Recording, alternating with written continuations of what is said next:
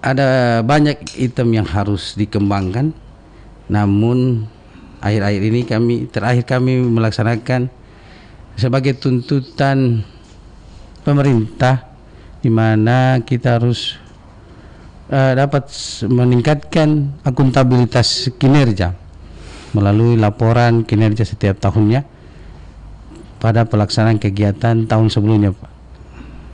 Di mana batas akhir penyampaian ini 31 Maret, sehingga kami berkolaborasi dan bekerja sama dengan OPD dalam penyusunan laporan itu, OPD yang menjadi laporan akuntabilitas kinerja instansi pemerintah. Kiranya kami siap untuk berkinerja lagi, Pak, untuk tuntutan peningkatan nilai reformasi birokrasi pemerintah Provinsi Gorontalo yang saat ini beroleh predikat baik. Insya Allah kami dalam waktu dekat akan mendengarkan hasil evaluasi atas perbaikan rekomendasi reformasi birokrasi kita tahun sebelumnya. Demikian, Pak.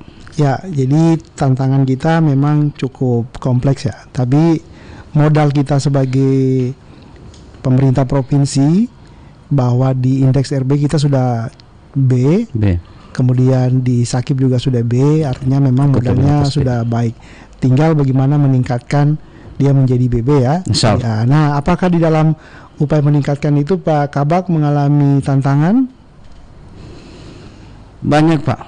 Dan ya, kami tidak bisa pungkiri bahwa kami ini kan baru dalam hal ini. Walaupun pelaksanaan penilaian indeks akuntabilitas kinerja dan reformasi birokrasi ini sudah sejak tahun 2010. Dan itu kami berdasarkan rekomendasi yang diberikan oleh Kemenpan. Insya Allah kami sudah berusaha maksimal, tapi ya hanya Tuhan yang tahu dan Kemenpan hasil penilaian itu, Pak. Baik. Baik, terima kasih Pak Kabak Tata Laksana dan Pak Kabak RB. Sahabat Radio RH, kami masih menunggu kalau ada ingin kembali bergabung di 0811-434-932. Kita tadi sudah mendapatkan tambahan informasi, hal-hal yang lebih detail lagi terkait dua fungsi daripada biro, yakni Tata Laksana dan kemudian dari RB.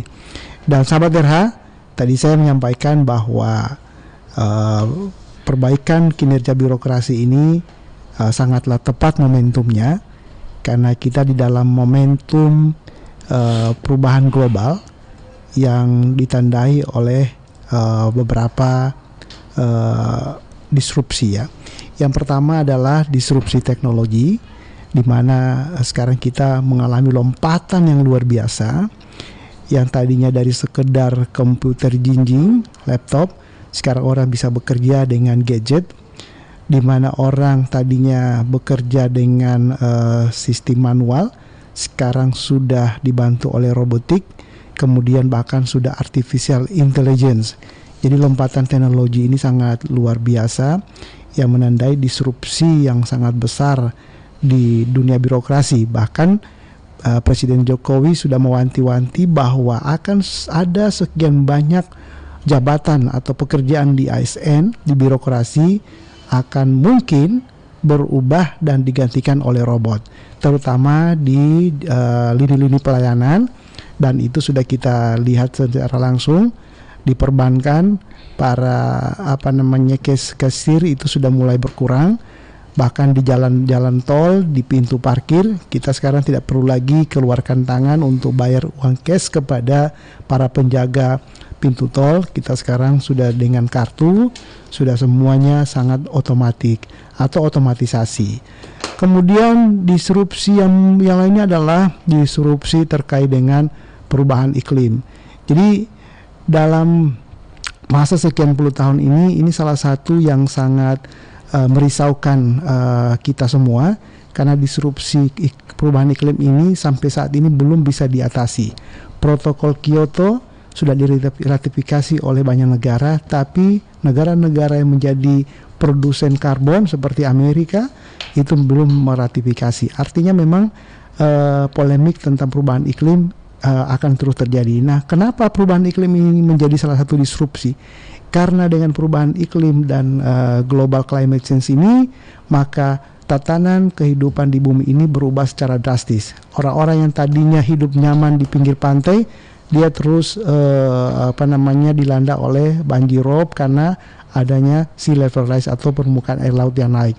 Dan yang kemudian disrupsi yang terakhir adalah pandemi COVID-19. Jadi pandemi COVID-19 adalah salah satu disrupsi yang betul-betul meluluhlantakkan semua sendi kehidupan sosial, ekonomi, dan lingkungan. Nah, disrupsi ini tentu saja bagian daripada perubahan, dan perubahan itulah yang kemudian dihadapi oleh birokrasi kita. Birokrasi yang dulu tentu tidak akan bisa menghadapi perubahan yang begitu pesat. Perubahan yang juga disertai oleh keluhan dan aspirasi masyarakat yang begitu makin kompleks, makin dinamis. Kita bisa bayangkan sahabat RH, masyarakat warga yang komplain terhadap pelayanan publik pemerintah itu hanya sekian detik masuk ke medsos, maka seluruh dunia akan tahu. Anda bisa bayangkan kalau respon pemerintah dalam konteks pelayanan publik lambat, maka tentu saja tidak linear, sangat sangat berbalik dengan apa yang dilakukan oleh masyarakat. Inilah konsekuensi dari perubahan yang mau tidak mau, suka tidak suka dihadapi oleh pemerintahan, oleh birokrasi kita. Renal Kasari dari Rumah Perubahan telah memprediksi sekian banyak perubahan dan ledakan ekonomi akan terjadi, dan salah satunya adalah ledakan di bidang bagaimana tata kelola pemerintahan yang dituntut semakin baik. Tentu saja Biro Organisasi sebagai bagian dari pemerintah Provinsi Gorontalo tentu memiliki tanggung jawab yang sama. Tanggung jawab untuk bagaimana mendorong perubahan itu juga bisa terjadi di lingkungan pemerintah Provinsi Gorontalo. Kami dengan tugas terkait dengan budaya kerja, salah satunya adalah bagaimana supaya mentalitas aparatur kita semua terus ikut melakukan respon perubahan, dan alhamdulillah ini sudah kita mulai di bawah arahan kepala daerah dan pimpinan kita. Terus kita melakukan banyak penataan, banyak perubahan, banyak perbaikan, mendorong perubahan mentalitas aparatur, dan ini dibuktikan dengan apresiasi dari pemerintahan kepada kita. Walaupun pekerjaan rumah kita masih banyak, dampak pembangunan belum semua kita tuntaskan, tapi sebagai upaya awal di dalam merespon terhadap perubahan global, kita tidak tinggal diam. Kita juga ikut larut dalam melakukan respon perbaikan ini. Dan ke depan kita dengan biro-biro yang lain dan OPD-OPD yang lain akan bekerja sama, dipandu oleh proses bisnis yang baik, kemudian didukung oleh akuntabilitas yang transparan, dan kemudian didorong dengan pondasi budaya kerja berakhlak yang sudah terinternalisasi. Maka saya yakin dan percaya Pemprov, pemerintah Provinsi Gorontalo, dan tentu saja kabupaten kota di Provinsi Gorontalo, kita akan bisa melakukan yang terbaik, pelayanan publik yang baik bagi masyarakat, dan kemudian juga mengefektifkan kinerja pemerintah provinsi dan pemerintah kabupaten. Sahabat RH di mana saya berada, tidak terasa waktu kita sudah cukup lama berdiskusi mengurai tuntas permasalahan birokrasi, termasuk solusi-solusi bagaimana kita melakukan respon baik terhadap perubahan. Dan untuk Anda semua dalam program Menyapa ini, saya sampaikan bahwa akan hadir para pejabat lainnya yang akan menyapa Anda sekalian, sahabat RH, pada setiap Kamis di jam yang sama. Dan tentu saja ini merupakan kesempatan yang baik buat Anda sekalian untuk bisa mendengarkan berbagai program-program, berbagai kegiatan yang diampu oleh berbagai OPD, berbagai dinas instansi, baik yang terkait langsung dengan masyarakat maupun terkait dengan perbaikan sistem pemerintahan.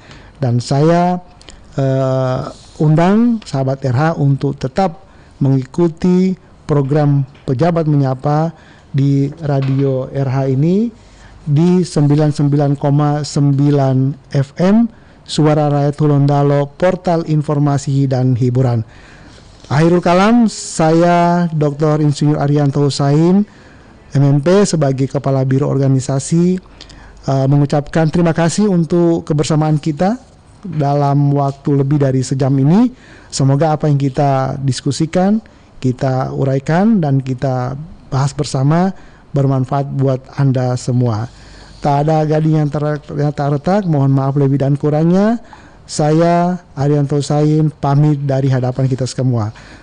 Wassalamualaikum warahmatullahi wabarakatuh. Sampai ketemu di kesempatan yang lainnya.